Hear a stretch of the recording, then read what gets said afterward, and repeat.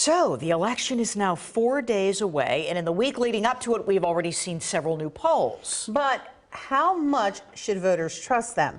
Sonica Bargo joins us now with more on that. Sonica. Valerie, Alicia, the short answer, we can trust them. I spoke to a political science professor at Shippensburg University. She tells me polls are fairly accurate, but voters often misread them or rely too much on their predictions.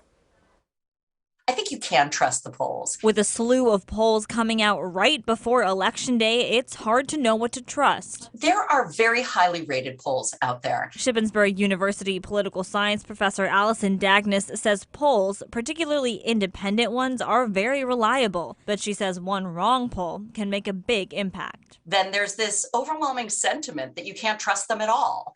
And that's actually not true. Dagnes explains polls aren't just guessing. They rely on a lot of statistics and data. The most important things to us is to get it right. Quinnipiac University poll director Doug Schwartz says for national polls, they aim for 1,500 responses. But it's not just the number that matters. We really want to get a good cross-section: gender, race, education, age. The biggest concern with polls, it's not their accuracy. Certainly fewer people responding. Schwartz says in 30 years, response rates have dropped a lot. His team is trying to make up for it. Interviewers have to dial more numbers now. Still, voters can be skeptical. Dagnes says the 2016 election marked a shift. When Hillary Clinton lost, both Democrats and Republicans started to lose trust in polling. I think that everybody sort of lost their mind and thought, what happened? The polls said she was gonna win. But Dagnes says the problem is voters treating polls like a crystal ball. It's not a predictor of what is definitely going to happen,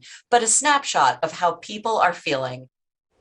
Dagnes emphasizes even the most accurate poll can be off because people will change their minds. But election polls in particular still have other important information, like what issues matter most to voters. In the studio, Sonica Bargo, ABC 27 News.